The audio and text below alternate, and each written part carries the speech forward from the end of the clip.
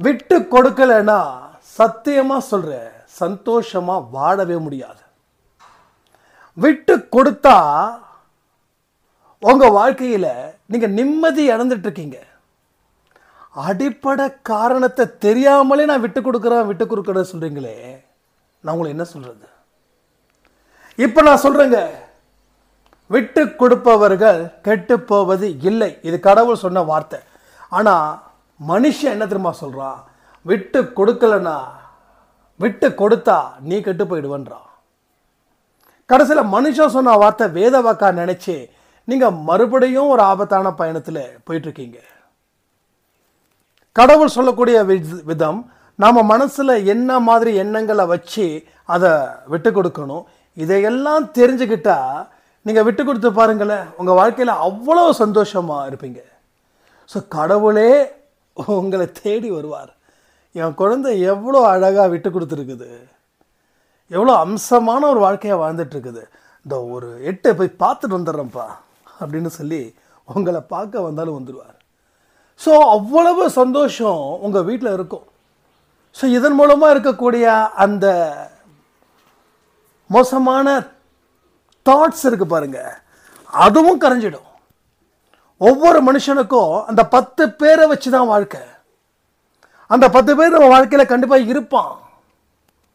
ஆனால் என்ன செய்யணும் என்ன செய்யக்கூடாதுன்னு நமக்கு தெரியல. இதை தெரிஞ்சிடுச்சுன்னா உங்கள் வாழ்க்கை அமோகமாக இருக்கும். முயற்சி பண்ணுங்க. இந்த பதிவில் சொல்லக்கூடியதை முயற்சி பண்ணிவிட்டு அப்புறமா எனக்கு ஃபீட்பேக் கொடுங்க. ஸோ செம்மையான அற்புதமான வாழ்க்கை இந்த விட்டு கொடுப்பதால நடந்தே தீரும்.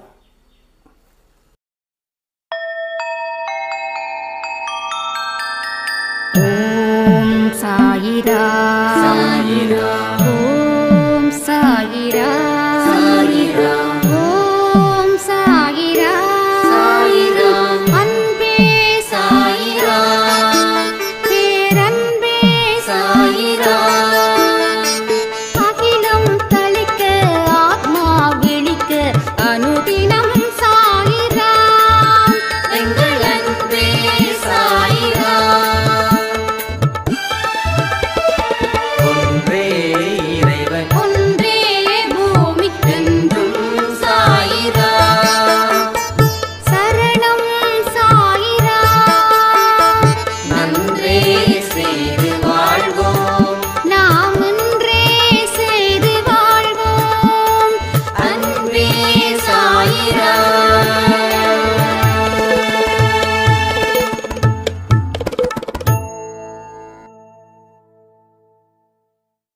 சாயிரா.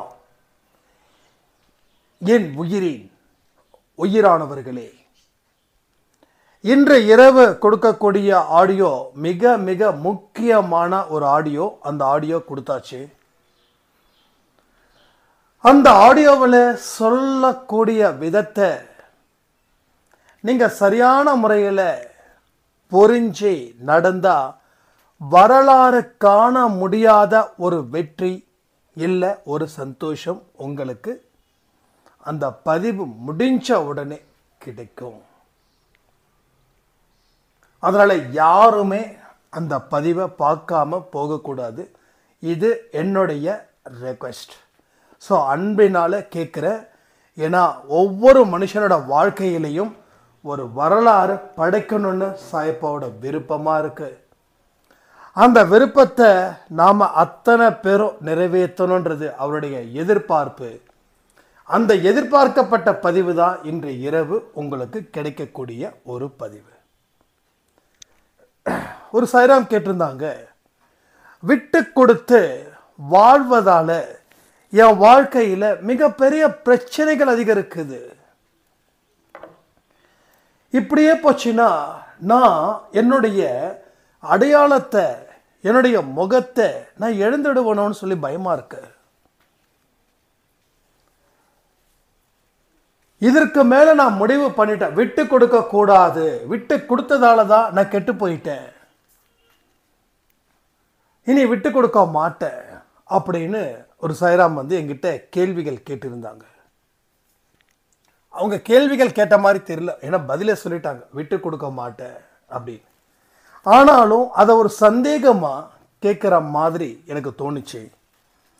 ஏன்னா பல பேரோட வாழ்க்கையிலையும் நான் நிறைய விட்டு கொடுத்துட்டேங்க, ஆனால் மனுஷன் திருந்தலை. அப்போ ஏன் நான் விட்டு கொடுக்கணும் அப்படின்னு சொல்லி நாம் மறுபடியும் மூர்க்கத்தனமாக போகிறோம். அப்போ ஏற்கனவே இருந்த நிம்மதி கூட அடுத்தவங்களுக்கு விட்டு கொடுக்காதப்போ நமக்கு அது கிடைக்கிறது இல்லை. ஆரம்பத்தில் நாம் அவங்கள விட்டு கொடுத்து போகும்போது அடிமையாக இருந்த மாதிரி ஒரு ஃபீல். இப்போ நான் விட்டு கொடுக்க மாட்டேன்னு சொல்லும்போது அதிகாரம் கலந்ததா ஒரு ஃபீல். ஆனால் அந்த ரெண்டுமே உண்மை கிடையாது. நீங்க நினைக்கிறதால மட்டும் ஒரு பொய்யை உண்மையாக்கவே முடியாது. பொய் தான், உண்மை உண்மைதான். நாம நினைச்சிட்டா இந்த உலகம் அழிஞ்சிடாது. அது எப்போ அழியணும்னு இருக்கோ அது அப்போ அழியும். எத்தனையோ பேர் சொன்னாங்க 2000 உலகம் அழிஞ்சிடும், 2000க்கு மேலே வாழ்க்கையே இல்லைன்னு. ஆனால் சக்க போடுது 2025. அப்போ நாம் நினைக்கிறது எதுவுமே உண்மை இல்லை. ஏன்னா உண்மையான விஷயத்தை நாம் இன்னமும் தெரிஞ்சுக்கல. நாம் நினைச்சது தெரிஞ்சுக்கிட்டது சில மனுஷங்களை பற்றி, அவங்க சொன்னது தான் நம்மளுடைய கருத்தா நாம் நினைக்கிறோம். சரி, விட்டு கொடுத்தா நம்ம மோசம் போயிடுவோமா? நீங்கள் விட்டு கொடுக்கும்போது ஒரு மனசின் ரீதியாக நீங்கள் அதை பார்த்தீங்க. என்ன தெரியுமா? நான் விட்டு கொடுக்குறேன் அப்படின்னும் போது நான் எதுக்குமே லாய்க்கில்லாதவனா போயிட்டேனா? இப்படிப்பட்ட வாழ்க்கை தான் நான் வாழணுமான்னு உங்களுக்குள்ள அந்த கேள்விகள் பலமாக எதிரொலிச்சுதா இல்லையா? கமெண்ட் பண்ணுங்க. 1000 தப்பு இவர் செய்கிறாரு, நான் விட்டு கொடுத்து தான் போகணுமா? அப்போ இவரை நம்பி தான் நான் இருக்கேனா? எனக்கு வர வழி இல்லையா? இதெல்லாம் உங்களை கேள்விகளாக கேட்டு தொலைக்குது உங்களுடைய இதயத்தை. ஓரளவுக்கு வலினா கூட ஏற்றுக்கலாம். வலி ஜாஸ்தியாச்சு நம்ம கத்துவோம். ஓரளவுக்கு வலி, கத்த முடியாத அளவுக்கு வலி பிரச்சனை இல்லை. ஆனால் இப்போ வலி கத்தக்கூடிய அளவில் போயிடுச்சு, சத்தம் போட்டு கத்தக்கூடிய அளவில் போயிடுச்சு. அப்போ இந்த இதயத்தில் ஒவ்வொரு அடியாக விட விட விட நாம் அந்த டைமில் கூட சில விஷயத்தை நாம் தப்பாக முடிவு பண்ணோம். அதனுடைய பாதிப்பு தான் நான் இனிமேல் விட்டு கொடுத்து போக மாட்டேன், துணிச்சலாக களத்தில் இறங்குவேன். விட்டு கொடுத்து போக மாட்டேன், துணிச்சலாக களத்தில் இறங்குவேன். அப்படின்னா விட்டு கொடுக்கும்போது நமக்கு துணிச்சல் இல்லாத மாதிரியும், இப்போ விட்டு கொடுக்க மாட்டேன் துணிச்சல் வந்த மாதிரியும், நம்ம இந்த மாதிரியான ஒரு பாவனையில் தான் நாம் மைண்டை வச்சுருக்கோம். நான் ஏற்கனவே சொன்ன மாதிரி பொய்யை உண்மைன்னு நம்ப வச்சுட்டாங்க. நம்ம வீட்டில் இருக்கக்கூடிய குழந்தைங்களை கூட ஏதாவது சாப்பாடு ஊட்டணும், இல்லை அந்த குழந்தைய பயம் காட்டணும் அப்படின்னா யாராவது ஒரு மனுஷனை உட்கார வச்சு பெட்ஷீட்டை போத்தி விட்டு பயம் காட்டுவோம். அந்த குழந்தை பேய் இருக்குது, பிசாசு இருக்குதுன்னு நம்பும். ஸோ ஒரு பொய்யை உண்மையாக்க முயற்சி பண்ணதால், அதுதான் அது உண்மைன்னு நினைச்சதால அந்த நிலை. ஆனால் அந்த பெட்ஷீட்டை எடுத்து போத்தி விட்டா அந்த பாப்பாவுக்கு பிடிச்ச மனுஷன்தான் இருப்பான். அந்த பாப்பா ஓடி வந்து கட்டி பிடிச்சிக்கலாலும் கட்டி பிடிச்சிக்கும். அதெல்லாம் ஆச்சரியப்படுறதுக்கு இல்லை. அப்போ துணிச்சல் இல்லைன்னு நீங்க நினைச்சிங்க பாருங்க, அங்கதான் நீங்க பண்ண தப்பு. ஸோ உங்க விட்டு கொடுக்கக்கூடிய ஒரு புத்திசாலித்தனம், ஒரு சாணக்கிய தந்திரம் மண்ணை கவிச்சு. ஏன் தெரியுமா? நீங்க நினைச்ச ஒன்று விட்டு கொடுத்ததால பயந்து போய் நான் வேற வழி இல்லாம விட்டு கொடுத்தேன் அப்படின்னு. அது இல்லை. என்னைக்குமே ஒரு மனுஷன் அதிகார தோரணில் இருக்கிறவனை ரசிக்க ஆரம்பிக்கிறான். ஃபார் எக்ஸாம்பிள், ஒரு சிஎம், ஒரு பிஎம், ஒரு உயர் பதவியில் இருக்கக்கூடியவர்கள், இவங்க எல்லாம் அதிகாரம் செலுத்தக்கூடியவர்களா இருக்கிறாங்க. ஸோ மனுஷன் என்ன நினைக்கிறான், அவங்க மேல ஒரு தனி மரியாதையை வச்சிருக்கான். அடிபணிஞ்சு போறவங்க மேல மரியாதை இல்லை. நான் போனா இப்படிதான் போவேன் அப்படின்னு நினைக்கிறேன். அது தப்பு இல்லை. அப்ப நாம ஒரு இடத்துல விட்டு கொடுக்கறோம் அப்படின்னா, நான் ஏன் விட்டு கொடுக்கணும்?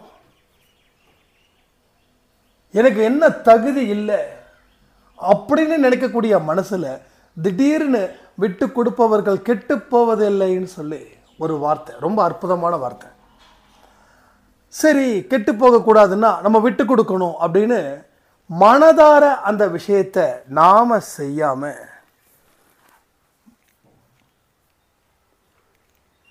நாம ஒரு நிர்பந்தத்தின் மூலமா அதை செஞ்சதால அந்த நிர்பந்தம் எப்படிப்பட்ட சூழ்நிலையை உருவாக்குச்சுன்னா, நாம பயந்தவர்கள், கோழைகள், இவரை விட்டா வாழவே முடியாதுன்ற நிலையில நம்மளை நாம தீர்மானிச்சோம். எப்போ அதிகமா விட்டு கொடுக்கும்போது அந்த ஒரு மனசுல இருந்த எண்ணங்கள் தான் அது வெற்றியை தராம வீழ்ச்சியை கொடுத்தது. அப்ப விட்டு கொடுக்கணும், ஆனா வெற்றி அடையணும். அதுக்கு என்ன செய்யணும்ன்றத நான் சொல்றேன், கேளுங்க.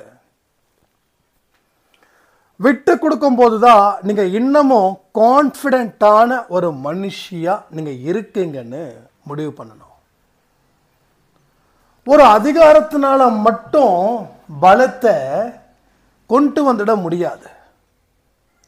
ஒரு அன்பினாலையும் அந்த பலத்தை கொண்டு வர முடியுன்ற ஒரு உறுதி உங்ககிட்ட இருக்கணும். மூணாவது, எல்லா விஷயங்களும் சாதகமாக தான் வரும். இப்போ நமக்கு விட்டு கொடுக்கறதால சில பாதகமான பலகீனமாக நம்ம இருக்கிறோம், ஆனால் இது அத்தனையும் பலம் வாய்ந்ததாக மாறும்னு சொல்லி நீங்கள் எந்த கண்ணோட்டத்தில் பார்க்குறீங்கன்றது மிக முக்கியமாக இருக்குது. இந்த இடத்துல இது ஒரு பலம் அப்படின்னு நினைச்சா அதற்குரிய மனநிலை, அதற்குண்டான வழிகளை நம்ம பயணம் செய்வோம். இது ஒரு பலகீனம் அப்படின்னா அதற்கு உண்டான மனநிலை, அதற்கு உண்டான பாதையில் நம்ம பயணம் செய்வோம். எல்லாமே மனசு தான் காரணம். நான் இப்போ சந்தோஷமா இருக்கேன்னு மனசு முடிவு பண்ணால் நீங்கள் சந்தோஷமா இருப்பீங்க. நான் சோர்ந்து போய் இருக்கிறேன் அப்படின்னு நீங்கள் நினைச்சீங்கன்னா நீங்கள் சோர்ந்து போயிடுவீங்க. உலகத்தில் அதி புத்திசாலிக்கும் அந்த மனசு தான் எஜமானனா இருக்குது. ஒரு முட்டாளுக்கும் அந்த மனசு தான் எஜமானனா இருக்குது. அப்ப அந்த மனசுல எழுந்த எண்ணங்கள் எப்படிப்பட்டதுன்றதை நீங்க கவனிக்கணும். ஸோ அது நெகட்டிவா போயிட்டு ஒரு அடுக்கா போயிட்டு இருக்குதான்றதை பார்க்கணும். அப்போ ஒரு அடுக்கா அது போகுதுன்னா ஒரு அடுக்கா போறதுக்கு முன்னாடி கீழே இறங்கணும். நாம் உச்சிக்கு போனால் கீழே விழுந்துடுவோன்னு சொல்லியும் நாம் அதை கவனிக்காமல் விட்டதால் உச்சிக்கு போகிறோம், கீழே விடுறோம்.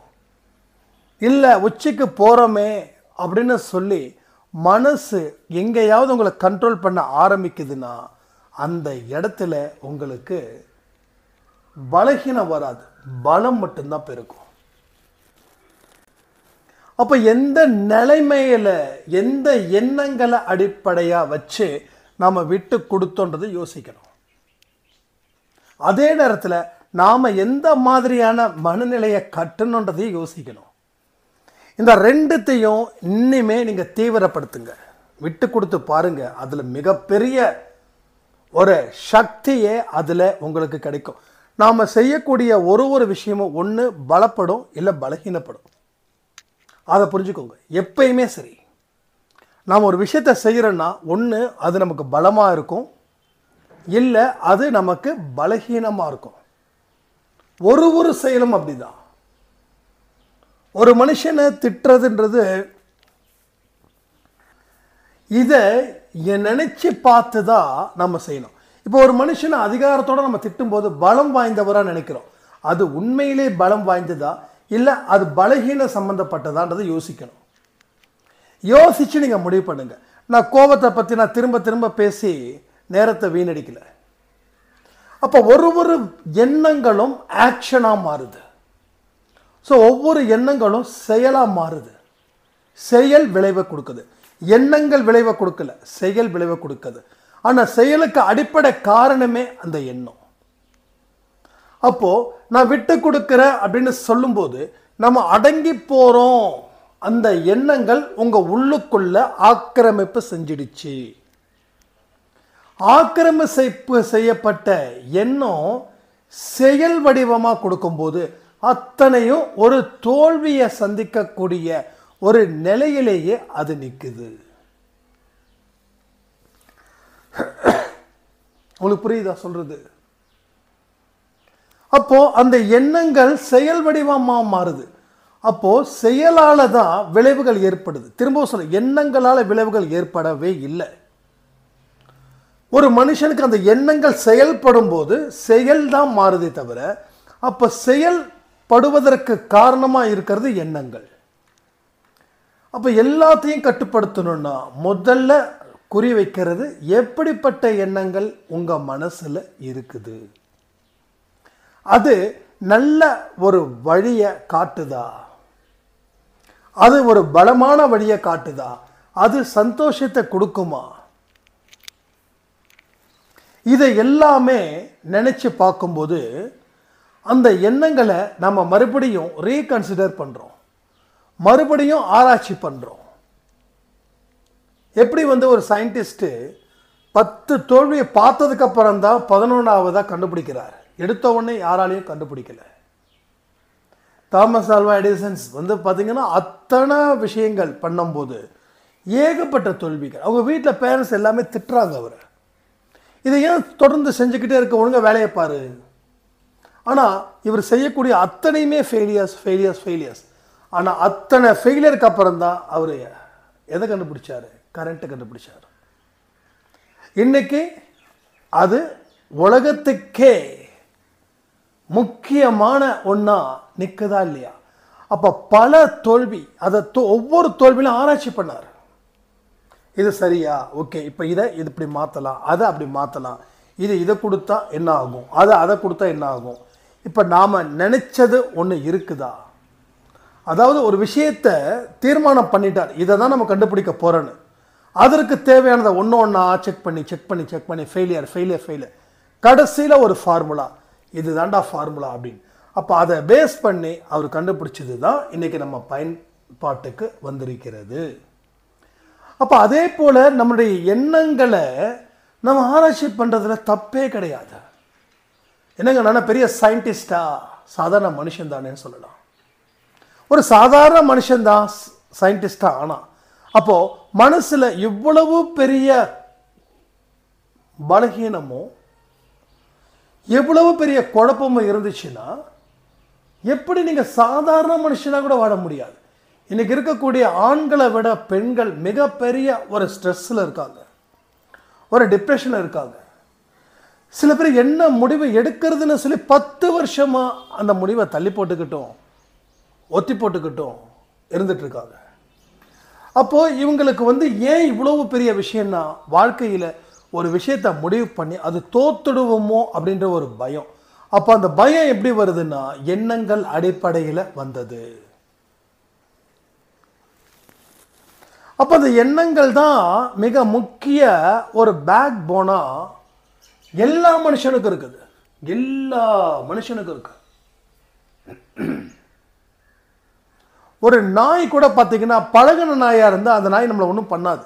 அதே பழகாத நாயாக இருந்தால் வீட்டில் கத்தும். ஏன்னா அந்த நாயோட எண்ணம் எப்படின்னா, ஸ்ட்ரேஞ்சர்ஸ் அவங்க நமக்கு ஆபத்தை கொடுப்பாங்க, நமக்கு தெரிஞ்சவங்க எந்த ஆபத்தையும் கொடுக்க மாட்டாங்க, நமக்கு தெரிஞ்சவங்க நம்மளை செல்லமாக பார்த்துப்பாங்க, நமக்கு தெரியாதவங்க நம்மளை அடிச்சிடுவாங்க, சாகடிச்சிடுவாங்க. இப்படி ஒரு எண்ணங்கள் எங்கேருந்து வந்தது? அதனுடைய அம்மா கிட்டேருந்து வந்தது. அது இப்படி தான் ஒவ்வொரு எண்ணங்களாக வருது. ஸோ அதான் விவேகானந்தர் அழகாக சொல்லியிருப்பார், எண்ணங்கள் தான் ஒரு மனுஷனுடைய உருவமே அப்படின்னு. ஒரு எண்ணங்கள் எப்படிப்பட்டதோ அதுதான் இங்கே நடக்குது. நம்ம ஸ்பிரிச்சுவலில் அதிகமாக சொல்லக்கூடியதே அந்த தாட்ஸை கவனிங்க. எங்கே இருந்து உருவாச்சு, யாரால உருவாச்சு, அதை அழிக்கணுமா இல்லை வளர்க்கணுமா? பண்பை சாலையில் சொல்லக்கூடிய எண்ணங்கள் எல்லாமே பாசிட்டிவ். இதை அழிச்சிங்கன்னா வேலைக்காகாது. ஆனால் மூட நம்பிக்கையை பேஸ் பண்ணி இருக்கக்கூடிய சில விஷயத்தை சிலர் விதைப்பார்கள், அது நெகட்டிவ். அதை அழிச்சியே ஆகணும். இல்லைன்னா நம்ம அதே வட்டத்துக்குள்ள சிக்கிக்கிட்டு கடைசி வரைக்கும் போராடி தோத்து போயிட்டே இருப்போம். அலைச்சல், கடன், இது எல்லாமே 10 மடங்கு அதிகரிக்கும். இந்த மாதிரி விஷயத்தையும் இன்னைக்கு இரவு பதிவில் சொல்லியிருக்கோம். அப்போ ஒரு விஷயங்கள் வரும்போதும் அது சரியான முறையில் நம்மக்கிட்ட வந்திருக்குதா? ஒரு வீட்டுக்கு ஒரு மனுஷன் வரானா, உங்களுக்கு தெரிஞ்சவனா இருந்தால் வீட்டுக்குள்ளே உட்கார வச்சு உபசரிப்பீங்க. தெரியாதவனா இருந்தால் வாசல்லே அனுப்பி விட்டுருவீங்க. ஏன்னா தெரியாதவன் ஆபத்தை கொடுக்கிறவனாக கூட இருக்கலாம், தெரிஞ்சவன் ஆபத்தை கொடுக்க மாட்டான்ற ஒரு விஷயமாகவும் இருக்கலாம். ஆனால் இப்போ தெரியாதவனை விட தெரிஞ்சவன் தான் ஆபத்தை கொடுக்குறான்னு தெரிஞ்சும் அந்த தெரிஞ்சவனையே நம்ம கடவுள் மாதிரி நம்பிக்கிட்டு நம்ம வாழ்க்கையை அழிக்கும் போது தான் தெரியும், இவன் நமக்கு நல்லது பண்ண வரல, கெட்டது பண்ண வந்திருக்கா அப்படின்னு. அப்போது நம்முடைய எண்ணங்களை எங்கேயோ சரியாக முறைப்படுத்தலை. முறைப்படுத்தாமல் இருக்கிறதால அதுவாக பெருகுச்சு. இந்த மரம் தெரியுங்களா, இந்த முள்ளு மரம்னு சொல்லுவாங்க, கருவேலை மரம். அது யாராவது விதைச்சி தண்ணியை ஊற்றி அது வளர்த்தாங்களா என்ன? அதுக்கு ஒரு வரலாறு. அது ஏதோ பெரிய ஒரு அரசியலாக்குனாங்க. தமிழ்நாடு பாலைவனமாக மாறணும்னு சொல்லி ஹெலிகாப்டரில் இருந்து சில சக்திகள் அதை தூவிட்டு போயிடுச்சு. அப்படி இப்போ அது என்ன ஆகுது, அந்த செடி எங்கெங்கெல்லாம் இருக்குதோ நிலத்தடி நீர் இல்லை. ஏன்னா நிலத்தடி நீர் அத்தனையும் அந்த மரத்தால் உரியப்பட்டது தான். அந்த மரம் வாடணும்னா தண்ணி வேணும். அப்போ தண்ணி எங்கே யாரும் ஊற்ற வேண்டிய அவசியமே இல்லை. பூமியில் இருக்கக்கூடிய அந்த நிலத்தடி நீர் இருக்கு பாருங்க, அது ஃபுல்லாக எடுத்துக்கிச்சு. அப்போ அதே போலதான் இந்த எண்ணங்கள், தீய எண்ணங்களை நம்ம கவனிக்காமல் விடும்போது ஆட்டோமேட்டிக்காக வளருது. 10 பேர் உங்ககிட்ட பேசுகிறான்னா அந்த 10 பேரோட தாட்ஸ் தான் நீங்கள். இப்போ என்கிட்ட ஒரு 10 பேர் இருக்கிறாங்கன்னு வச்சுக்கோங்க. அந்த 10 பேர் கூட தான் நான் வாழ்ந்துட்டுருக்கேன். அந்த 10 பேர் கூட வாழும்போது இப்போ அந்த 10 பேரில் விஷ்ணு சாயரா இருப்பாங்க, அம்மா இருப்பாங்க, அப்பா இருப்பாங்க, அன்பை சாயில் ஒரு 5 பேர் வச்சுக்கோங்களேன். இப்போ நான் ரெகுலராக ஒரு 10 பேர் தொடர்ந்து பேசுகிறேன்னா இந்த 10 பேர் எண்ணங்கள் தான் நான். அப்போ இந்த 10 பேரோட எண்ணங்கள் சரியாக என்கிட்ட வருதா இல்லை தப்பாக வருதான்னு யோசிக்கணும். அப்போது விஷ்ணு சாயராயிலேருந்து வரக்கூடிய எண்ணங்கள் தப்பாக இருக்குதுன்னா அந்த எண்ணங்களை ஃபில்டர் பண்ணி நான் எடுக்கணும். புரியுதா உங்களுக்கு? அப்போது அவர் தப்புன்னு சொல்ல முடியாது, அவருடைய எண்ணங்கள் தப்பாக இருக்கும். அப்போ அவருக்கு ஒரு 10 பேர் இருப்பாங்க. அந்த 10 பேர் தான் அவருக்கு ஒரு எண்ணத்தை விதைப்பாங்க. அந்த 10 பேரோட உருவம் தான் விஷ்ணு சாய். இப்போ என்கிட்ட ஒரு 10 பேர் இருப்பாங்க. அந்த 10 பேரோட உருவம் தான் இந்த சந்தோஷ். அப்போது இந்த மாதிரி ஒரு ஃபில்டர். அப்போ உங்கள் லைஃப்பில் பாருங்கள் யார் யாரெல்லாம் இருப்பாங்கன்னு. உங்கள் கணவர், உங்கள் மனைவி, உங்கள் குழந்தைங்க, நாத்தனார், பங்காளி, அப்புறம் மாமனார், மாமியார், அப்பா, அம்மா, இவங்களுடைய எண்ணங்கள் நீங்களாக இருக்கிறீங்க. இதில் இருந்து உடைச்சிட்டு வெளியில் வரணும். அதுதான் முக்கியம். அதுதான் இங்கே ஒரு வழி. அதுதான் இங்கே ஒரு வழி. அதாவது கல்யாணம் பண்ண போகிற பொண்ணுக்கிட்ட அம்மா சொல்லுவாங்க, புருஷனை கைக்குள்ளே போட்டுக்கோ, இல்லைன்னா புருஷன் அவங்க அம்மா பேச்சை கேட்டு ஒன்றை சித்திரவதைப்படுத்துவான். இப்போ அந்த எண்ணத்தை தன்னுடைய மகள் கிட்ட பெத்த தாய் விதைக்கிறாங்க. அது நல்லதுன்னு நினைக்கிறாங்க. சரி, அப்போ அந்த 10 பேர் எண்ணங்கள் கொண்ட தாய், அந்த 10 பேர் தான் அந்த எண்ணத்தை அந்த அம்மாட்ட விதைச்சிருப்பாங்க. அந்த அம்மா தன்னுடைய மகள்கிட்ட விதைக்கிறாங்க. இப்படி தான் ஒவ்வொரு எண்ணங்கள் பாஸ் ஆகிக்கிட்டே இருக்குது. பாஸ் ஆகிறது தப்பு இல்லை. அது சரியானதா இல்லையான்றதை யோசிச்சு, சரியானதுன்னா சந்தோஷம், தப்பானதுன்னா விஷம். விஷம் இருக்கக்கூடிய எதையுமே நாம் சாப்பிட மாட்டோம், சாப்பிடக்கூடாது.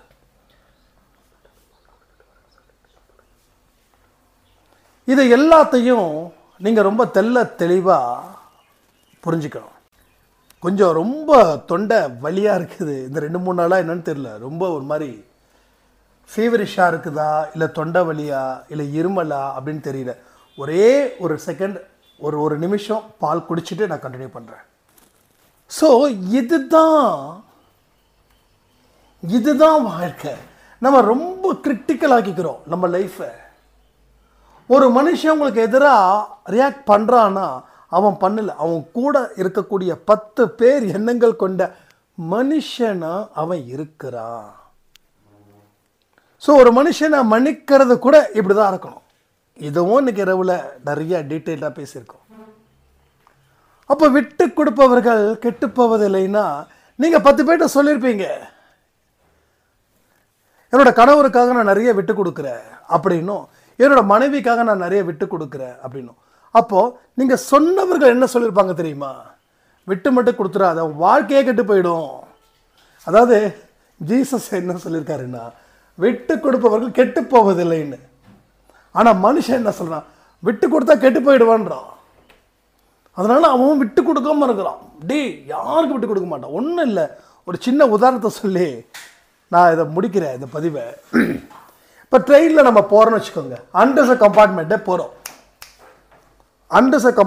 போகிறோம். நான் வந்து ஒரு பேசஞ்சர் ட்ரெயினில் ஏறினேன். 3 hours எனக்கு ஜேர்னி. நான் ஏறும்போது கொஞ்சம் ஓரளவுக்கு சீட்டிங் கிடைக்காத மாதிரி தான் இருந்துச்சு. ஸோ சும்மா நின்றுட்டு இருக்கும்போது என் பக்கத்தில் ஒரு வயசான பாட்டி நிற்கிறாங்க. ஒரு ஃபேமிலி, ஒரு புருஷன், ஒரு பொண்டாட்டி, 2 குழந்தைங்க. புருஷன் பொண்டாட்டி 2 குழந்தைங்க. குழந்தைங்க சும்மா ஒன்று 3ஆவது படிக்கும், ஒன்று 5ஆவது படிக்கும், அவ்வளோதான், நண்டு சின்ன மாதிரி. அப்போது அண்டர்சர் கம்பார்ட்மெண்ட்டில்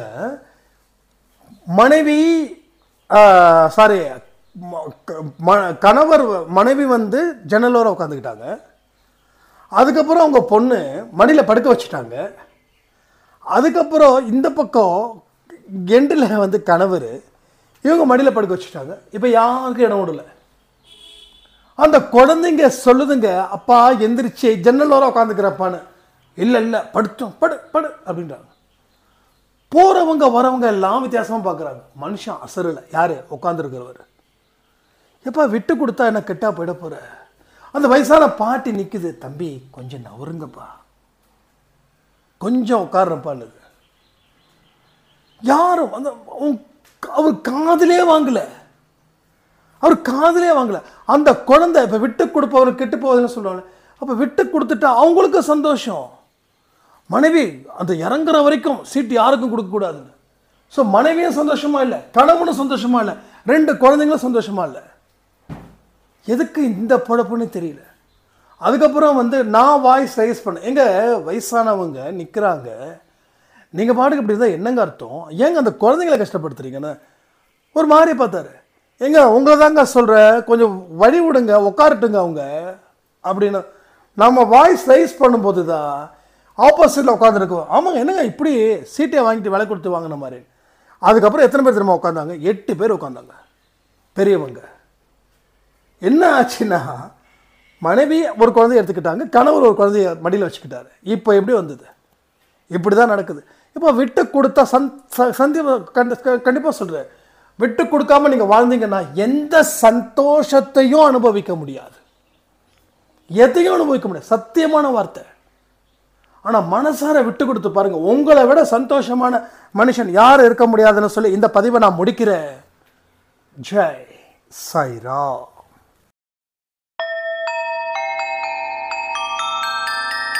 ஓம் சாயிராம்.